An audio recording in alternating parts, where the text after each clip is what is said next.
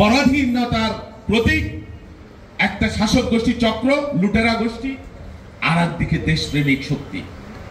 ওদের হাতে গোলামির জিঞ্জির, আর আমাদের হাতে স্বাধীনতার পতাকা, সার্বভৌমত্বের পতাকা। বেগম খালেদা জিয়া যে উক্তি করেছিলেন, দীর্ঘদিন পরে আমরা দেখছি যে একটা জাতিকে কিভাবে পদানত করে সমস্ত কিছু বিলিয়ে দিয়ে একটা রাষ্ট্রের কিরণক শক্তি হিসেবে, আধিপত্যবাদের সেবাদাতা হিসেবে কিভাবে নিজেদেরকে আত্মবিসর্জন দিতে পারে, যার প্রমাণ এই রাষ্ট্র এবং সমাজ। এটা রাজনীতির বক্তব্য না।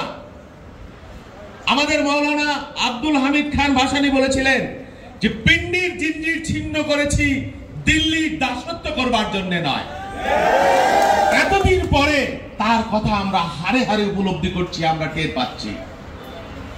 প্রিয় বন্ধুগণ,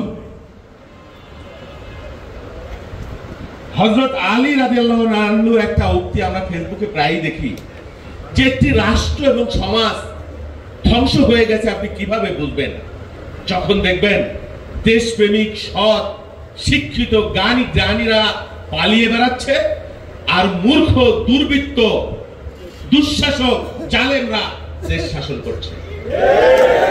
যখন দেখবেন যে ধনীরা কৃপণ হয়ে গেছে, আর দরিদ্র যারা, তারা খুব অস্থির, চঞ্চল হয়ে পড়েছে। কোনো কিছু মিলে আমাদের দেশের সাথে? প্রিয় বন্ধুরা, এই যে বিএনপি, দেখেন শহীদ রাষ্ট্রপতি জিয়াউর রহমান এই দলটা প্রতিষ্ঠা করেছিলেন আজ থেকে 43-45 বছর আগে। কি কারণে? আওয়ামী লীগের যে ব্যর্থতা, আওয়ামী লীগের যে লুণ্ঠন, দুর্ভিক্ষ, রক্ষী বাহিনী, সমস্ত কিছুর বিরুদ্ধে বাংলাদেশ এবং দেশের মানুষকে নিয়ে, এদেশের মানুষের জাতীয়তাবোধ, চেতনা, কৃষ্টি, কালচার, সংস্কৃতি, ভাষা সবকিছুকে নিয়ে, নির্যাস নিয়ে তিনি একটি দল প্রতিষ্ঠা করেছিলেন, জাতীয়তাবাদী দল।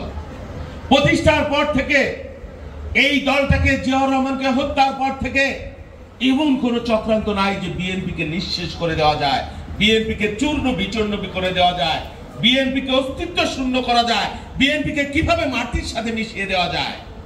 অন 11 1-11 বলা হয় যে 2 নেত্রীকে মাইনাস করবার জন্য বাংলাদেশ অন 11 এসেছিল, কিন্তু আসলে কি তাই? দেখেন, অন 11 শুধুমাত্র প্রমাণিত হয়েছে কালের আবর্তে যে বিএনপি খালেদা জিয়া পরিবারকে নিঃশেষ করবার জন্য বাংলাদেশে অন 11 আনয়ন করা হয়েছিল। তার ধারাবাহিকতা এখনো চলছে, তার ধারাবাহিকতা চলছে।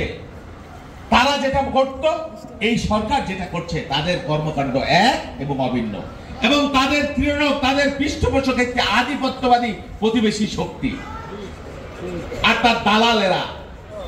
অন 11 বেগম খালেদা জিয়াকে বলা হলো আপনি বিদেশে চলে যান, আপনার জন্য সৌদি আরবের রাজপ্রাসাদ প্রস্তুত করা আছে, সেখানে আরামে আয়েশে সুখে শান্তিতে দিনাতিবাদ করবেন, আপনার ছেলেদেরকে নিয়ে আপনি চলে যান। বেগম খালেদা জিয়া বললেন আমি বিদেশে যাব না, দেশের বাইরে আমার কোনো ঠিকানা নাই। বলা হলো আপনার সন্তানদেরকে গ্রেফতার করা হবে, বলা হোক, তিনি বললেন আমি বিদেশে যাব না। বলা হলো আপনাকে গ্রেফতার করা হবে, তিনি বললেন আমাকে হত্যা করলেও আমি বিদেশে যাব না, দেশের বাইরে আমার কোনো ঠিকানা নাই।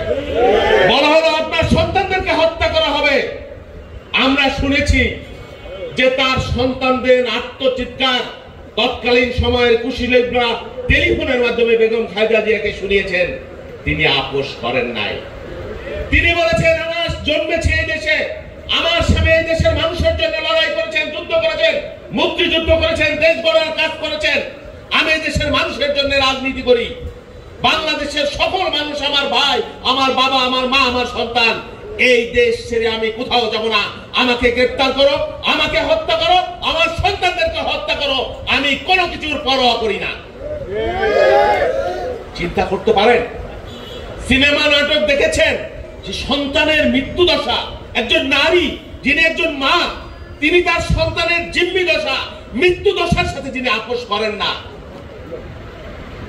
আমরা কি সেই নেত্রীর জন্য কি করতে পেরেছি বলেন? আজকের দিনে বেগম খালেদা যদি বলেন যে আমি আওয়ামী লীগের এই শাসনকে মেনে নিলাম, আমি কোনো বাধা দিব না, আগামীকালকে বেগম খালেদা জিয়া মুক্তি পেতে পারেন। কি পারেন না? আজকের দিনে তারেক রহমান যদি বলেন যে আমি আর কোন লড়াই সংগ্রামের মধ্যে নাই, আমি আওয়ামী লীগকে মেনে নিলাম, আগামী এক সপ্তাহের মধ্যে তিনি বাংলাদেশে আসতে পারেন, পারেন না? তারেক রহমানের চাইতে সোনার চামচ নিয়ে কে জন্মগ্রহণ করেছে বলেন তো? তার বাপ এদেশের রাষ্ট্রপতি, প্রথম রাষ্ট্রপতি, মুক্তিযুদ্ধের ঘোষণা দিয়েছেন, রণাঙ্গনে যুদ্ধ করেছেন। তার মা এদেশের প্রথম নারী প্রধানমন্ত্রী। বাংলাদেশে বা দুনিয়ার ইতিহাসে কয়জন আছে আপনি বলেন একসাথে বাবা এবং মা একটি রাষ্ট্রের সরকার প্রধান হিসেবে নেতৃত্ব দিয়েছেন? আছে আর কেউ? একমাত্র তারেক রহমান। তিনি কি পাচুকদের সাথে জীবনযাপন করতে পারেন না? তিনি কি আয়েসে জীবনযাপন করতে পারেন না? আপোষ করলে কেন করছেন না? রাজনীতির প্রশ্নে, গণতন্ত্রের প্রশ্নে, মানুষের প্রশ্নে, অন্যায়ের বিরুদ্ধে, দুঃশাসনের বিরুদ্ধে, গণতন্ত্রের বিরুদ্ধে, লুটেরাদের বিরুদ্ধে আমরা তাদের কর্মী হয়ে আমরা কি করছি? একবার বুকে হাত দিয়ে প্রশ্ন করেছেন, বাংলাদেশের ইতিহাসে যদি প্রশ্ন করা হয় যে সবচাইতে নির্যাতিত রাজনৈতিক পরিবারকে, তাহলে জিয়া পরিবারের চাইতে কে আছে?